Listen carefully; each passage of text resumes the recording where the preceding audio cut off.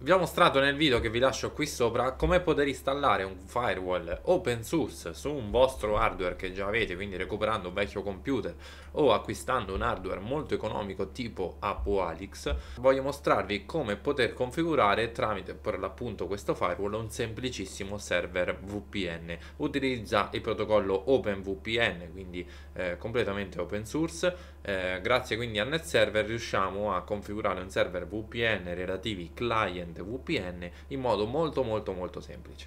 Passiamo quindi direttamente a mostrarvi come funziona. Una volta installato il sistema, basta andare in Software Center, cercare il pacchetto OpenVPN e andarlo a installare. Eccolo qua, quindi lo selezioniamo, clicchiamo installa un'applicazione, installa. Come notate l'interfaccia web di NetServer è un po' cambiata, nel senso che ora la porta è raggiungibile sulla 9090 invece della 980 come vi ho mostrato in quel video, perché NetServer sta sviluppando questa nuova interfaccia web. Di default è già installata sulle nuove installazioni di NetServer, quindi di default troverete questa. Potrete andare a installare il vecchio server manager andandolo a cercare tra i pacchetti, comunque se siete abituati ancora alla vecchia versione. Vi consiglio già di abituarvi a questa, in modo che in tutte le installazioni successive, che molto probabilmente integreranno solo questa, quindi verrà tolta la vecchia dal software center, vi consiglio già di prendere familiarità con questa. È molto semplice, nel senso che come vedete il menu è quasi uguale, cambia solo dove sono i vari menu e sottomenu, quindi nulla di complicato.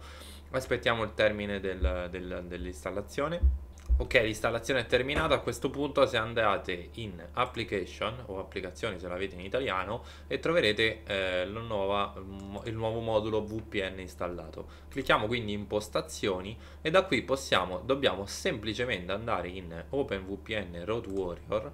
Andiamo quindi a cliccare abilita OpenVPN Server Road Warrior e a questo punto ci verrà chiesto che tipo di autenticazione andare a utilizzare, quindi o utente e password o certificato, o non utente e password e certificato, o utente l'OTP e il certificato. Ovviamente l'utente lo ha one time password e il certificato è il metodo più sicuro, ma ora selezioniamo solo certificato per semplicità. Possiamo scegliere la modalità, quindi rooted o bridged. Nel caso in cui andiamo a selezionare rooted, verrà assegnato un indirizzo alla vostra connessione VPN esterno, diciamo, alla rete LAN locale, quindi una sottorete che noi andremo adesso a definire. Nel caso di Brigid possiamo andare a specificare quali indirizzi IP che fanno parte della stessa classe di rete interna LAN, diciamo la rete green del firewall.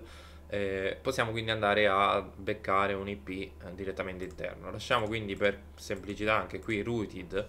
Andiamo a impostare una classe di rete, metto ad esempio 110, ok, e la netmask, ok.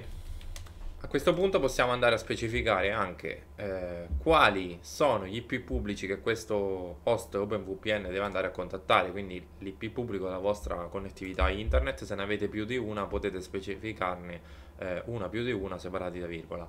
Nelle opzioni avanzate possiamo andare a selezionare che tipo di protocollo deve utilizzare il nostro server VPN, quindi UDP o TCP, la possibilità di cambiare porta, abilitare o meno la compressione, il digest, quindi autenticazione lasciamo automatica, l'algoritmo di cifratura lasciamo automatico, il numero minimo di versione TLS richiesta possiamo lasciare tranquillamente automatico anche qua. Possiamo consentire o meno il traffico tra i client connessi in VPN.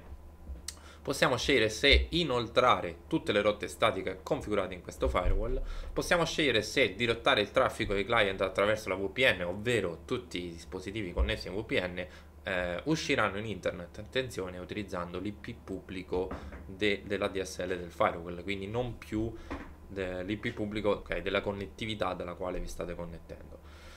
Se dobbiamo estradare su questa VPN specifiche reti, la tipologia, e se dobbiamo inviare le opzioni del DHCP, quindi se abbiamo un dominio fornito da DHCP, se il DNS deve essere fornito da DHCP, eccetera eccetera. Lasciamo quindi default, andiamo a cliccare salva e lui automaticamente andrà a configurare scusate, non ho inserito l'IP pubblico, ne metto uno completamente a caso,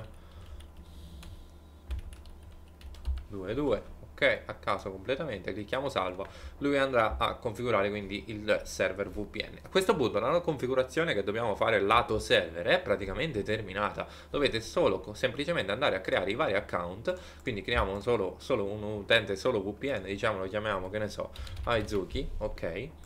E possiamo andare a specificare un IP se vogliamo, ad esempio, a cosa serve questa cosa? Se noi vogliamo andare a creare delle regole in modo che questo utente VPN abbia magari, gli venga magari negato l'accesso a determinati indirizzi IP, vi conviene riservargli un IP in VPN e andare a poi creare una regola che quello specifico indirizzo IP che verrà poi assegnato, diciamo, dalla VPN. Quindi ad esempio io qui vado a mettere, facciamo un esempio direttamente, metto 10.1.1.50, no? Quindi la classe è la nostra rete OpenVPN. Se io vado poi a creare una regola nel firewall che neghi all'indirizzo 10.1.1.50 l'accesso a un eventuale IP interno alla LAN, dalla VPN non riuscirò a accedersi. Ok, è un esempio, giusto per farvi un esempio, perché poi comunque sia uno basta che specifica un IP fisso diverso e già bypassa questa protezione. Però ecco, era giusto per farvi capire cosa potrebbe servire.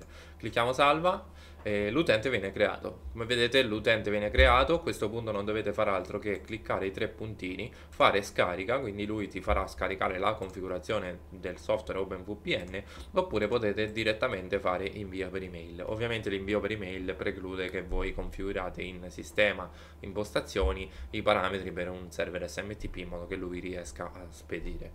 Una volta quindi scaricato il file di configurazione di uno o più account, perché ne potete creare n, quindi n utenti, andiamo in internet e cerchiamo OpenVPN Guy.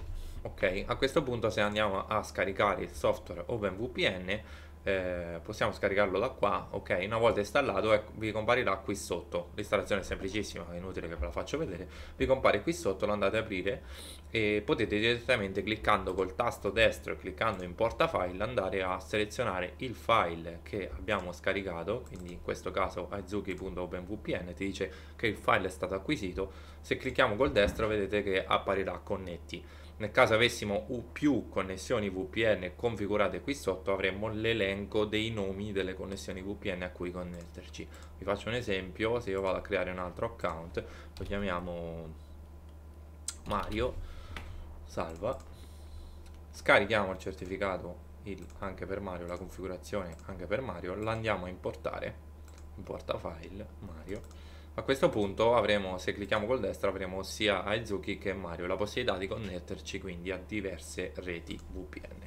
Fatto questo, non avete nessun'altra configurazione da fare, quindi una volta connessi in VPN potrete accedere alle risorse di rete direttamente da una pagina web, quindi eventuali web server, o da esplorare risorse, andare a esplorare delle risorse di rete. Ricordatevi che senza altre configurazioni DNS e quant'altro, quindi senza andare a specificare nel firewall la risoluzione di eventuali nomi, faccio un esempio: avete un server, una condivisione in rete chiamata server 1, se nel firewall non andate a specificare come DNS server 1 il relativo indirizzo IP, ricordatevi che dovete raggiungere le connessioni di rete utilizzando / l'indirizzo IP, ok?